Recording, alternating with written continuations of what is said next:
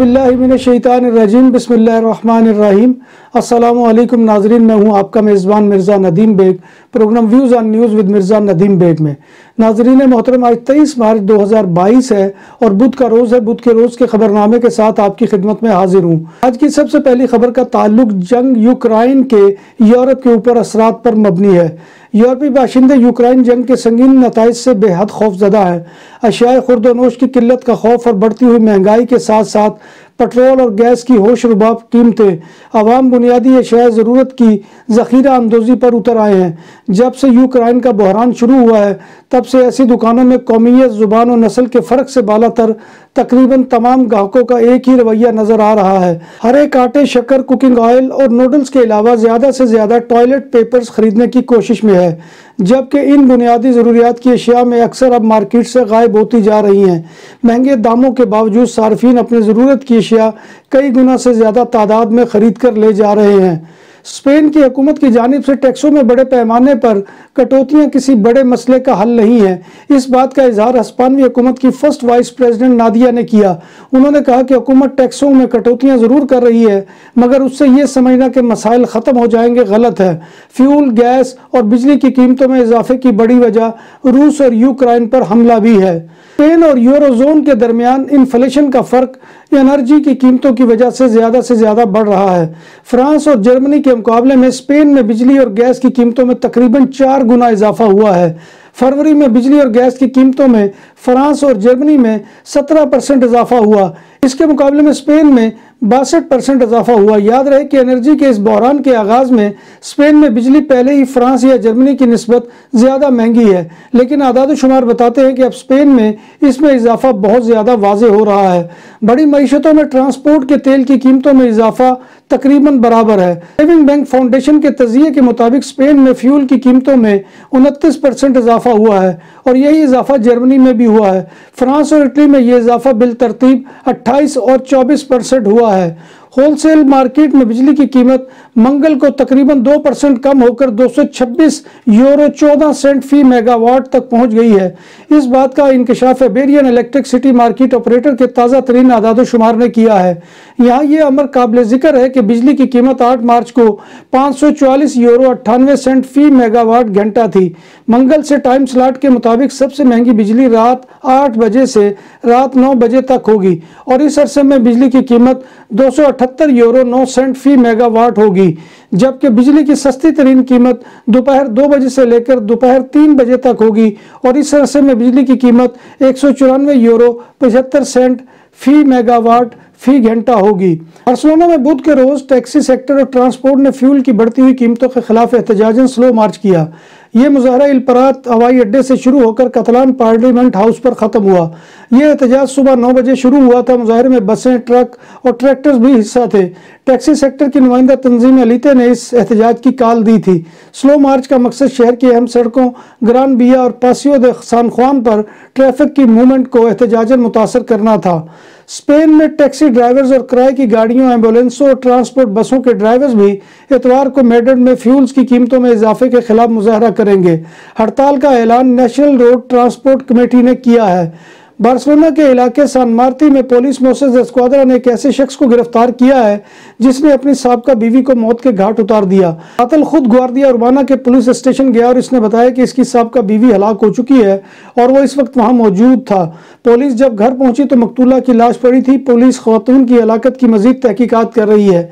याद रहे कि बार्सिलोना में 2022 में जेंडर वायलेंस की बुनियाद पर हलाकत का ये पहला वाक़या है, जबकि कतालुनिया में ये जेंडर वायलेंस का दूसरा वाक़या है।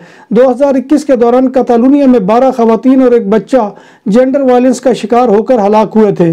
अगर ट्रांसपोर्टर की हड़ताल 24 घंटे के अंदर ख़त्म नहीं होती तो दूध की मसनूआत तैयार करने वाली मारूफ कंपनी दनोने ने अपना काम रोक देने का नोटिस दे दिया है और हुकाम से मुतालबा किया है कि ट्रांसपोर्टर्स के साथ मुज़ाकरात में तेज़ी लाई जाए और कम से कम वक्त में ट्रांसपोर्टर्स के साथ कामयाब मुज़ाकरात किए जाएँ। और अगर हमारे यूनिट्स बंद हो गए तो दूध के साथ साथ मिनरल वाटर फोन बिया की सप्लाई भी रुक जाएगी। मंगल 22 मार्च को जर्मनी के 8 हवाई अड्डों पर सिक्योरिटी अमले की हड़ताल के सबब मामूल की कारकर्दगी में खलल देखने में आया, जबकि मुतअद्दिद परवाजों को मनसूख कर दिया गया।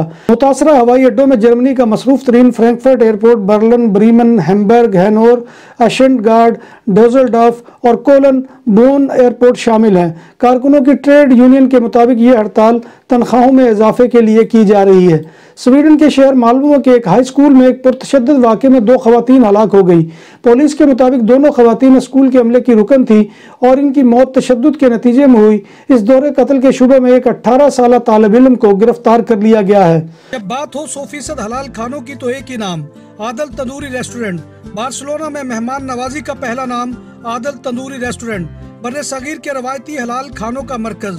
ग्रिल, तंदूरी रोस्ट, चिकन और मटन टिक्का, सब्जियां और तड़के वाली दालें, रसमलाई और फालूदा। कारी अब्दुर्रहमान की फखरिया पेशकश गरीबो अमीर के लिए। बार्सिलोना के कल में वाक़े आदल तंदूरी रेस्टोरेंट का ये इस्ते नंबर 9 नज़द दरासाना हॉस्पिटल, बार्सिलोना। रूस ने एटमी जंग के खतरात को बढ़ा दिया और धमकी दी कि वो एटमी जंग भड़का सकता है। रूस ने कहा है कि वो यूक्रेन के साथ जंग में अपनी जौहरी हथियारों को सिर्फ इसी सूरत में इस्तेमाल करेगा जब उसके वजूद को खतरा लाहक होगा। अमेरिका ने एटमी हथियारों के मुमकिन इस्तेमाल के इस ख्याल को खतरनाक करार दिया है। पोलैंड के वजीर आजम मैट्यूज मोरावेकी ने कहा है कि हुकूमत मुल्क में रूसी शहरियों की जायदाद और असासे जब्त करने का इरादा रखती है और इस सिलसिले में अपोजिशन से मुशावरत की जाएगी। उनका कहना था कि पोलैंड में कोई रूसी यार्ड नहीं है, ताहम कुछ रियल एस्टेट मालियाती असासे कंपनियों के हिस्से हैं और किसी भी सूरत में हमारा अथॉरिटी कैंप इस बात की हिमायत करता है कि रूसी जायदादें जब्त की जाएं। यूरोपीय यूनियन के रुकन ममालिक का ख्याल है कि यूक्रेन से आइंदा हफ्तों के दौरान पनाह के मुतलाशी मजीद लाखों बाशिंदे यूरोपीय यूनियन में दाखिल हो सकते हैं। जर्मन वजीर खारजा अन्नालेना बेरबोक ने यूनियन के ब्रसेल्स मुनक्कदा एक वजारती इजलास में कहा है कि अगले चंद हफ्तों में यूक्रेन से मजीद 8 से 10 लाख मिलियन तक महाजरीन यूरोपीय यूनियन के ममालिक में पहुंच सकते हैं। अक़वाम मुत्तहिदा के मुताबिक यूक्रेन में अब तक 65 लाख शहरी बेघर हो चुके हैं, जबकि दीगर 35 ममालिक में पनाह ले चुके हैं। इनमें से सिर्फ पोलैंड ही में 21 लाख यूक्रेनी बाशिंदों ने पनाह ली है। पाबंदियों के खात्मे के बाद हरमैन शरीफैन में आयद एतकाफ की पाबंदियां भी 2 साल बाद खत्म कर दी गई। हरमैन शरीफैन ने कोरोना वबा के 2 साल बाद मस्जिदुल हराम और मस्जिद नबवी में एतकाफ की इजाजत दे दी है। एतकाफ के लिए रजिस्ट्रेशन की सहूलत जल्द वेबसाइट पर दस्तयाब होगी। भारत में 4 साल से फरार 27 साल इश्तिहारी मुजरम आखिरकार पुलिस के हत्थे चढ़ गई। दिल्ली पुलिस ने अगवा और कत्ल के जराइम में मुलविस 27 साल खातून को गिरफ्तार किया जो 4 साल से फरार थी। 27 साल इश्तिहारी मुजरम नदी को उत्तर प्रदेश में उसके आबाई इलाके गाजियाबाद से गिरफ्तार किया गया है। और सुपर मार्केट्स में सिक्योरिटी कैमरों और कैश रजिस्ट्रार की खरीदो फरोख्त और इंस्टॉलेशन के लिए हमसे राब्ता करें। उम्दा सर्विस और मयार हमारी पहचान। हमारा राब्ता नंबर 6438465115। दांतों के एक अमेरिकी डॉक्टर का बड़ा फ्रॉड पकड़ा गया। वो अपने मरीजों के दांत चालाकी से जानबूझकर तोड़ देता था, ताहम अब वो 100 मरीजों की जानिब से दायर मुकदमात का सामना कर रहा है। डॉक्टर स्कॉट चार्ली मूली ने मरीजों के दांत जानबूझकर तोड़कर लाखों डॉलर कमा लिए। बरतानिया में एक 30 साल लड़की नानी बन गई, जिसका नाम बरतानिया की सबसे कम उम्र नानी के तौर पर रजिस्टर कर लिया गया है। 5 बच्चों की मां कैले हेस्ली सिर्फ 30 साल की उम्र में इस वक्त बरतानिया की सबसे छोटी नानी बनी, जब उसकी 14 साल बेटी ने बच्चे को जन्म दिया है।